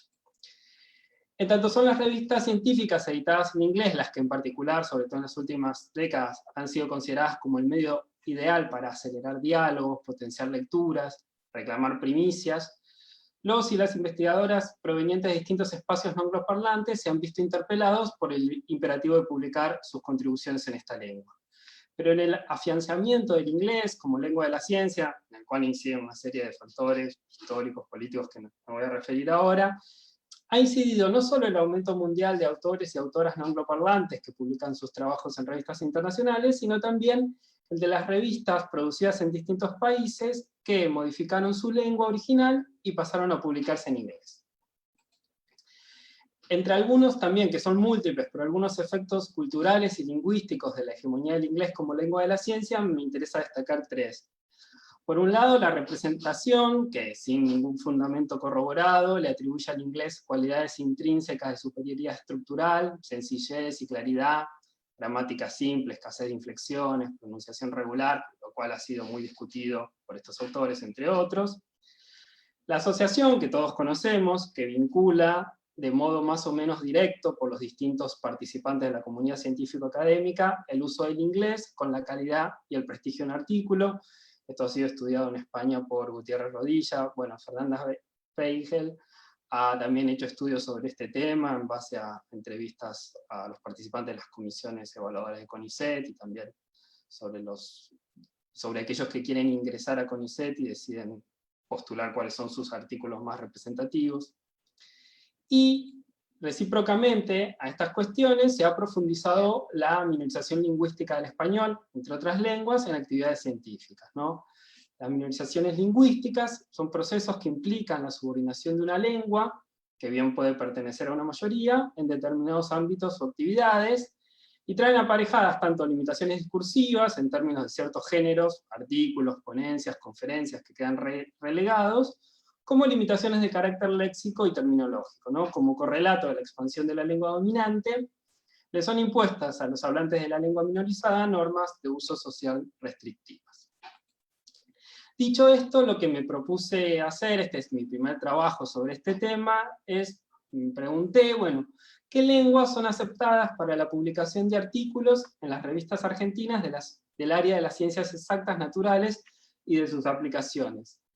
Trabajo con estas áreas, bueno, ya se habló un poquito ayer, porque son las áreas donde se ve más propensa la difusión en inglés, como comentaban un poco en la mesa de sobreevaluación, ayer Analía y Claudio, las ciencias sociales y humanísticas continúa muy vigente la publicación en español, en el ámbito, en portugués también, en el ámbito nacional y regional, y también continúa muy vigente el hábito de publicar las investigaciones en libros.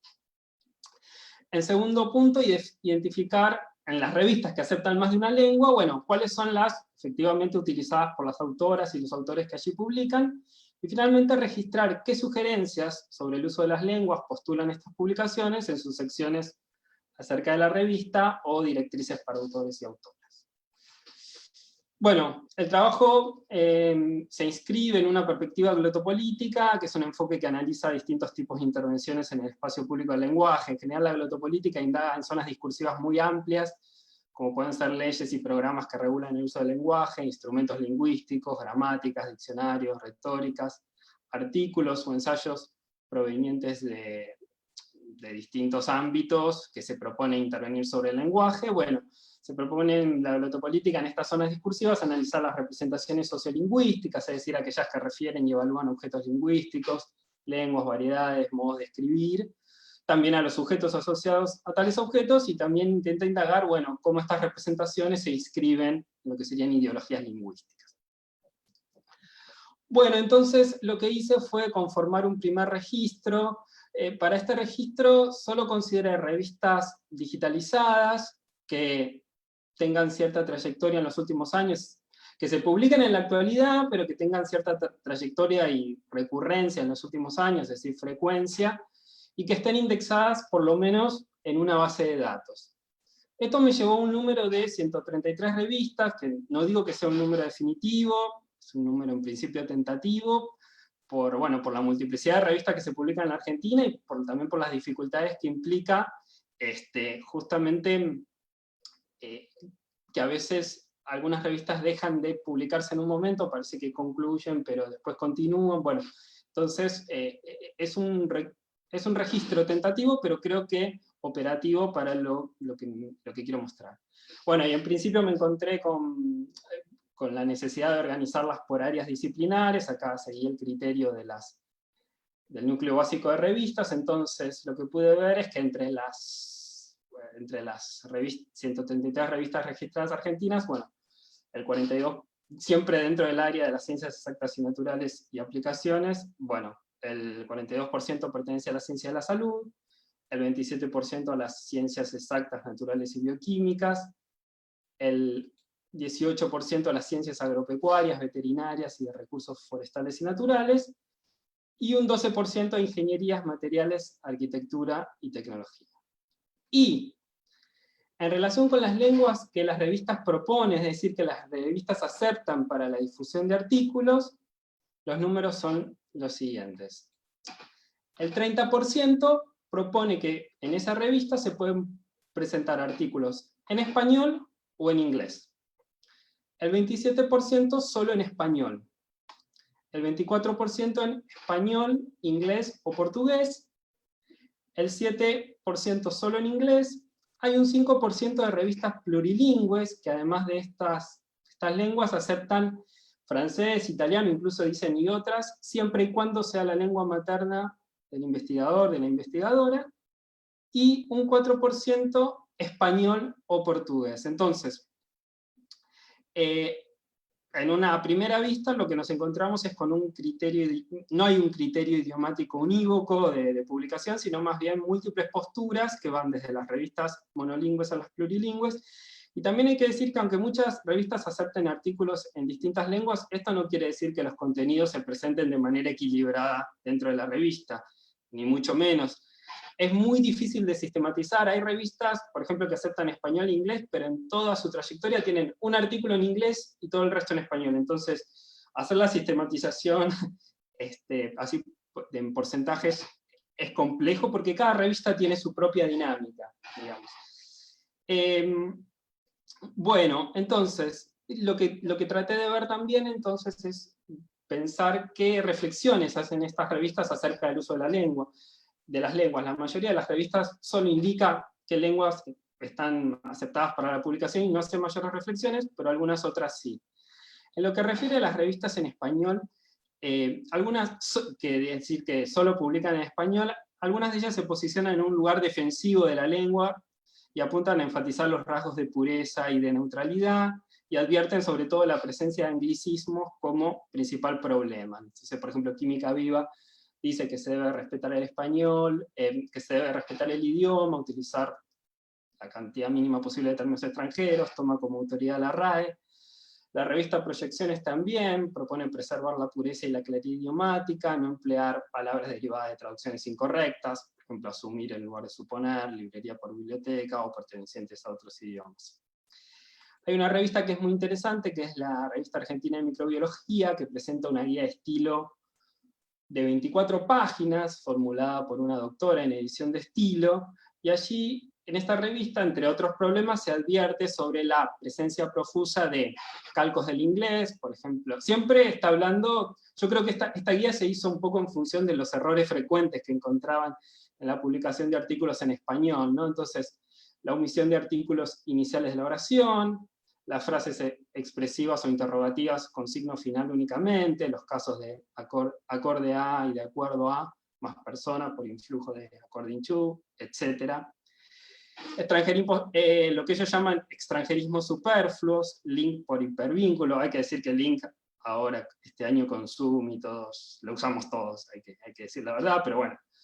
Test por prueba, etc. Y lo que ellos llaman también falsos amigos, ¿no? Injuria para designar daño físico, relevante para referir competente, severo para referir grave, etc. Entonces, bueno, se advierte esta problemática. En relación con las revistas que aceptan solamente artículos en inglés, yo las dividí en dos grupos. Por un lado, las publicaciones que son relativamente nuevas y que publican todo en inglés desde su número inaugural, como Paper in Physics, y otras publicaciones con trayectorias más extensas en las que se puede ver cómo gradual y cronológicamente hacia el presente se ha reducido la edición de artículos en español, en algunos casos también de portugués, y se avanzó hacia el uso exclusivo del inglés, tal como ocurre en la revista de Ciencias Agrarias de Cuyo.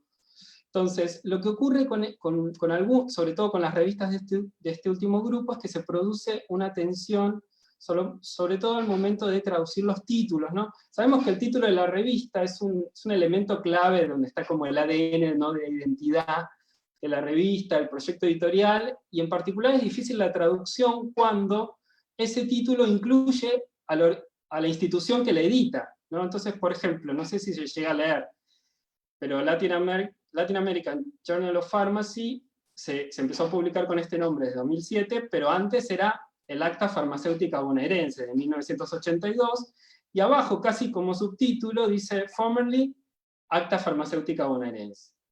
La revista Phyton, que es de botánica, se publica desde 1951, pero desde 2015 se publica exclusivamente en inglés, no se va a llegar a leer, pero conviven los dos títulos, y está el título en español, y debajo el título en inglés de la revista. Y otras revistas, como la revista de la Unión Matemática Argentina, que es una revista histórica con una larga tradición, se publica desde 1936, actualmente publica todos sus contenidos en inglés, pero el título continúa siendo en español. Entonces se producen estas tensiones que implican la dificultad, ¿no?, que es traducir el título para los editores. Bueno, en relación con las reflexiones que hacen las revistas en inglés acerca de la lengua, la mayoría tienen que ver con la norma aceptada, ¿no? Los originales deben escribirse en inglés siguiendo la ortografía estadounidense, al estilo del lenguaje, el texto debe escribirse en inglés claro y conciso, para que sea comprensible a una amplia gama de lectores, y también hacen mucho énfasis en los criterios de la revisión, ¿no? Si el inglés no es la lengua nativa de los autores, el original debe ser revisado por un experto.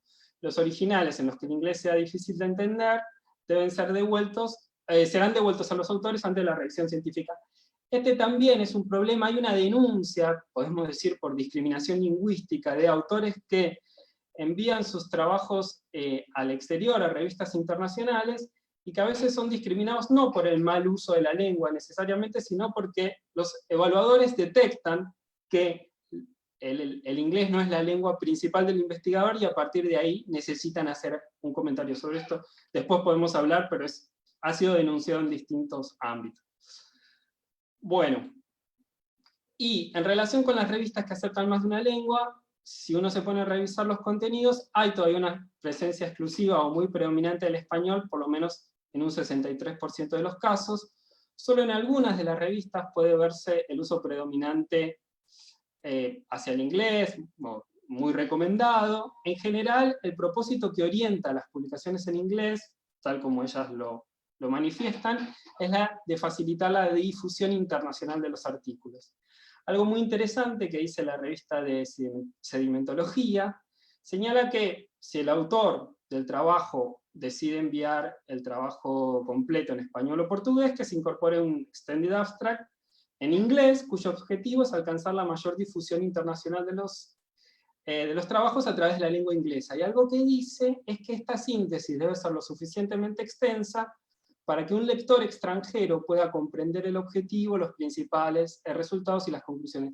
Llamó mucho la atención que acá se utiliza la idea de lector extranjero, no de lector estadounidense, ¿no? Un poco, me parece que lo que está debajo de este enunciado es este ideologema de que el inglés es la lengua franca de la ciencia, que es muy extendido, pero que ha sido considerado peligroso, porque decir que el inglés es la lengua franca de la ciencia, digamos, presupone un beneficio, remite a una falsa neutralidad, ¿no? Remite a una falsa neutralidad que presupone un beneficio recíproco entre las lenguas, hecho que oculta el poder que ejerce una lengua sobre las otras.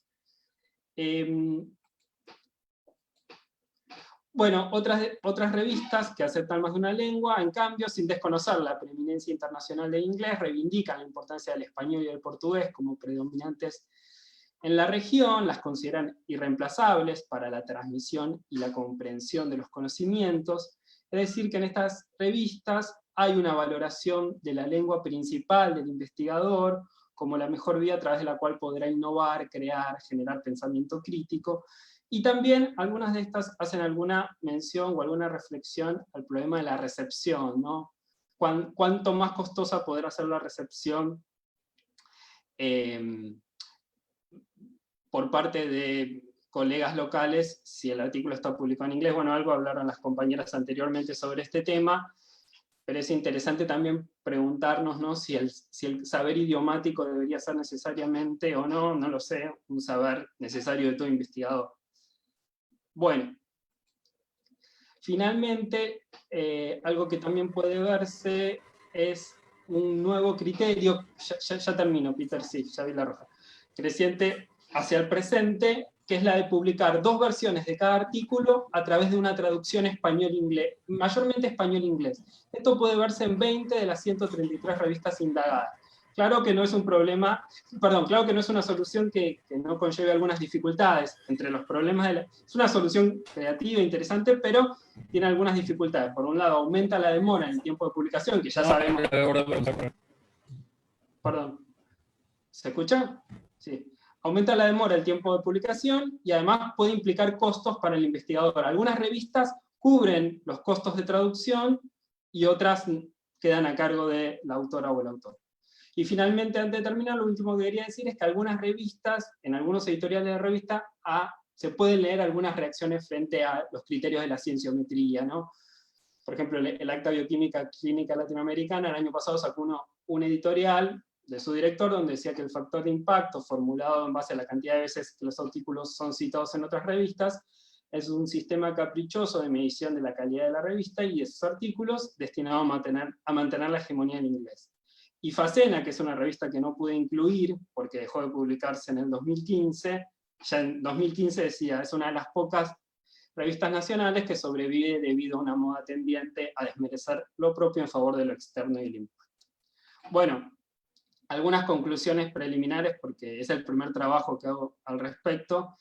Decir que los saberes difundidos por las revistas argentinas de ciencias exactas, naturales y sus aplicaciones circulan en un espectro plurilingüe medianamente amplio, que si bien mantiene al español como lengua predominante en un porcentaje importante, deja de manifiesto el avance de publicaciones en inglés, así como expone la propuesta de proyectos editoriales bilingües. El problema de la minorización lingüística del español puede leerse de modo directo a través de los artículos de revistas que modificaron su lengua original para empezar a publicarse en inglés, en un número que tal vez parezca menor en el porcentaje, pero que se ha potenciado en los últimos años, Pero también la minorización puede verse de modo indirecto a través de las recurrentes advertencias de la manifestación en artículos en español de calcos, falsos amigos, estructuras y expresiones provenientes del inglés.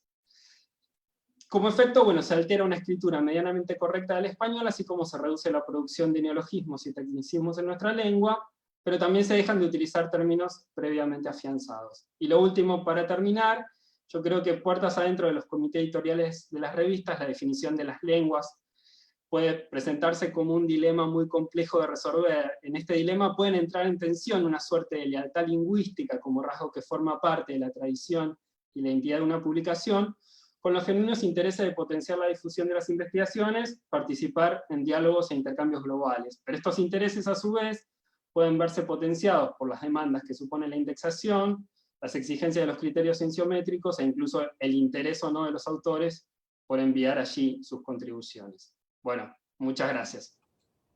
Muchas gracias, Pablo. Bueno, aplausos virtuales para todas y todos. Nuevamente se dice al último le mueren los perros. En nuestro caso el último es quien más tiempo se tomó, pero tenemos algunos minutos para las preguntas y bueno, discusión no sé, sería muy lindo tener ahora una hora para discutirlo, pero tenemos que salir algo antes de la hora completa. Entonces, voy a resumir algunas de las preguntas que se articularon en el chat y después tal vez cada uno tendrá como 3 minutos, ¿no? para decir algo inteligente. Pero quiero recordar lo que también ya se dijo en el chat, que pueden volver a ver todas las exposiciones en el canal Facebook y también hay informaciones en Instagram, ¿no? Ahora, preguntas para Micaela y Gabriela, ¿no? Primero, una pregunta, ¿Button sería un ejemplo de coproductor de conocimiento? ¿Cómo podemos pensar las asimetrías en dichas relaciones y en específico al sujeto subalterno? Yo también quería preguntar algo al respecto de su ponencia, porque me hizo pensar en un trabajo de Joshua Price, que también analiza los vocabularios de una manera muy crítica y lo interpreta ese tipo de traducciones en el sentido de epistemicidio, ¿no? De Susa Santos. Me interesaría saber si ustedes también, más allá de las redes, lo están interpretando de esta manera. Después, muchas preguntas para Santiago. Bueno, uno pidió retomar el concepto de Hegel. Creo que vas a necesitar más de 3 minutos para eso. Después se menciona el concepto de injusticia epistémica de Miranda Flicker. Se comenta también que lo que Santiago comenta es el destino de prácticamente todos los saberes producidos por pueblos indígenas. Después una pregunta de Priscila, me parece muy interesante el concepto de apropiación de los conocimientos de los pueblos originarios y la cuestión de autorías. Hoy en día está muy en boga en usar conocimiento ancestral para aplicarlo en diversas áreas, en particular en parasitología, que es de donde vengo, pero sin ninguna contextualización de ese conocimiento. Y también para Santiago, ¿qué posibilidades y potencialidad tiene la reconstrucción de la subalternización epistémica para inscribirse en las demandas actuales de los pueblos indígenas, de los pueblos guaraníes, sobre los usos de sus conocimientos, ¿no? Después había para Lucía la pregunta, con la ampliación, por suerte, del ingreso de estudiantes de primera generación de universitarios en el grado, no hay conocimiento de idiomas, ¿cómo incorporar la experticia en aquellos estudiantes de ese estrato social súper capaces e inteligentes? Limitarles por carencia de idiomas, traducirles los textos de la licenciatura, dado que el idioma oficial del país es el castellano, no sería lo correcto democráticamente. Y dice Germán Correa, la investigación sobre la que Lucía contempla la pregunta sobre qué ocurre en la educación básica de Argentina con inglés, lengua hegemónica en la primaria y en la secundaria, a la que se destina tiempo y fondos, y sin embargo en la etapa superior y en la investigación, ese corrido de educación básica pareciera no haber producido lo esperado. Es un presupuesto que la investigación contempla. Y last but not least para Pablo, dice Andrea, pero es un poco una pregunta para todas y todos, ¿no? Andrea pregunta, además de la lengua, Los formatos que se exigen en las publicaciones o incluso en las convocatorias de proyectos de investigación, etcétera, contienen supuestos epistemológicos dominantes y que no solo son los más adecuados para las humanidades, que no son los más adecuados para las humanidades, han considerado algo de esto en sus investigaciones. Creen que es demasiado relacionar esos supuestos epistemológicos con sus estudios sobre las lenguas. Y algo similar es la pregunta de Cecilia desde el lado de la filosofía. Entonces, a mí me gustaría, bueno, tenemos casi 15 minutos que nos quedan, ¿no? Comenzando con Micaela y Gabriela, muy brevemente, darles 2-3 minutos máximo para comentar lo que se ha preguntado. Muchas gracias. Bueno, vamos a tratar de responder lo más rápido posible, lo más inteligentemente posible en 2 minutos. Sí, lo que nosotros vimos es que siempre hay una relación de subalternidad, siempre hay una relación de asimetría que se da entre los misioneros y los indígenas que son sus consultantes respecto de la lengua, y siempre hay muchos ejemplos en las revistas respecto de comentarios sobre la lengua, sobre su cultura, y el fin último de los misioneros siempre es la civilización, dijéramos, tienen un sentido lineal de ese progreso.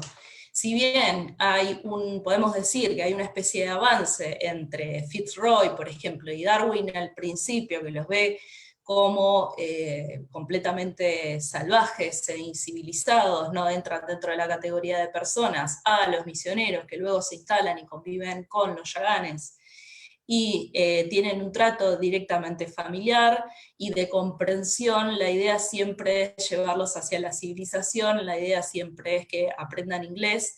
De hecho, Jamie Button, que es a quien Fitzroy se lleva en su expedición, cuando llega Despard a establecer la misión, se alegra de que Jamie Button después de 20 años más o menos, puede recuperar el inglés y puede volver a lo que se considera civilizado, ¿no? Entonces, en ese sentido, siempre hay una relación de asimetría, siempre hay una relación de subalternidad, y por más respeto, comprensión o familiaridad que haya, siempre se está produciendo una especie de etnocidio, en este caso, porque se está pidiendo que esos indígenas dejen no solamente su cultura, sus costumbres, sino también sus lenguas, incluso hasta sus nombres propios.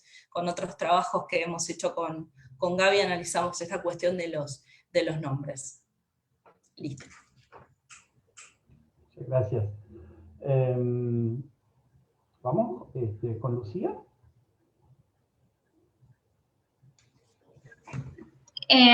Sí, la pregunta que se me hacía era acerca de la cuestión del inglés en la educación básica, en la educación secundaria, de cómo eso se integra después con la formación en el grado y en el posgrado. Bueno, eso es algo en lo que estoy tratando de estudiar ahora, ampliando la base de personas, de investigadores entrevistados, también incluyendo becarios, doctorales y postdoctorales, con la idea de reconstruir un poco para atrás sus trayectorias y su relación con la lengua, esto que decía de la incorporación de recursos semióticos y lingüísticos a lo largo de la escolarización, pero partiendo de la experiencia de los agentes. En este momento no estoy previendo un análisis, por ejemplo, de las currículas o de los programas de estudios o de las políticas nacionales acerca de la enseñanza de lenguas extranjeras en el nivel primario y secundario, porque también habría que distinguir ahí entre la educación pública y la privada, ¿sí? Que eso también es un tema, y que puede introducir un componente de clase en esta consideración de las trayectorias lingüísticas de los y las investigadoras. pero definitivamente sería una cuestión a indagar, porque claramente es algo que influye. Pero, loco, ¿vive en Argentina? ¿O estuvo en Argentina, está ahora en Alemania o en otra parte del mundo y cosas? Muy bien, yo creo que ahora estamos escuchando a alguien que no está formando parte de la mesa. No sé, alguien hablando en privado. Yo quisiera pasar la palabra a las dos Marías, María Eugenia y María Isabel. Si bien no hubo, creo que ninguna pregunta concreta en el chat, pero tal vez quieren retomar algo de las preguntas y comentarios que yo mencioné. Bueno, muchísimas gracias por la oportunidad. Es decir, a propósito de este último comentario de Lucía de indagar, digamos, la pregunta apunta a indagar los niveles previos del sistema educativo. Bueno, nosotras justamente lo que hemos tratado de hacer es ver cómo aún en el nivel superior sigue un poco lo que nosotros llamamos el currículum nulo, ¿no es cierto? Es decir, esto que, digamos, genera ya un tipo de disparidad, de diferencia en cuanto a oportunidades según el tipo de escuela al que se asistió, que hace la universidad en la formación de grado, que luego impacta en, digamos, la forma en que se posiciona el investigador, ¿no es cierto? Es decir, una vez que hace todo su carrera de grado, su formación doctoral a través de becas, por ejemplo, y bueno, cómo arriba un investigador de carrera en un dominio de un idioma que va a ser la moneda corriente de su desempeño y que ya es un poco tarde, digamos, como para iniciarlo, ¿no es cierto? Y un mínimo comentario para la compañera de filosofía, esto que ella dice de que, digamos, hay formatos, esto de introducción, método, resultados y discusión, que no encaja con el modelo de producción de la filosofía, en cierta medida le está pasando también a otras áreas, y bueno, y tiene que ver con un poco el moto de este coloquio, que tiene que ver con las asimetrías del conocimiento, ¿no? Es decir, cómo ciertas disciplinas tenemos que ponernos un corsé para entrar en ese esquema. No sé si hay más tiempo, pero bueno, al menos un bocadillo. Bueno, muchísimas gracias. Entonces, me gustaría pasar la palabra a Lucía. Yo no sé, ya no veo casi nadie. Espero que ustedes puedan ver mejor que yo en este momento, pero Lucía, espero que me escuchas. Tienes la palabra.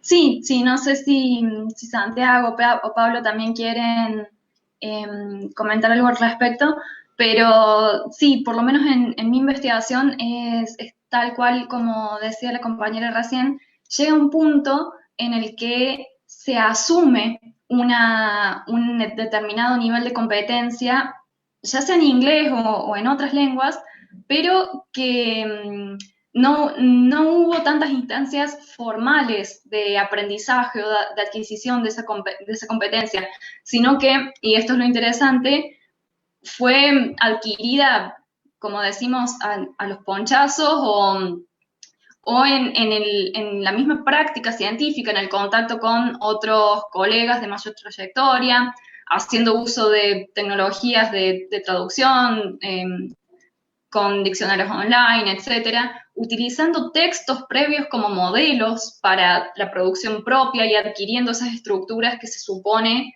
son las que el campo designa como el estilo retórico y lingüístico apropiado, ¿no? Y todo eso va impactando también en el propio sentido de la propia valoración de las competencias lingüísticas que cada uno tiene y de lo que Bourdieu dice, lo que uno se puede permitir a partir de esos recursos que posee.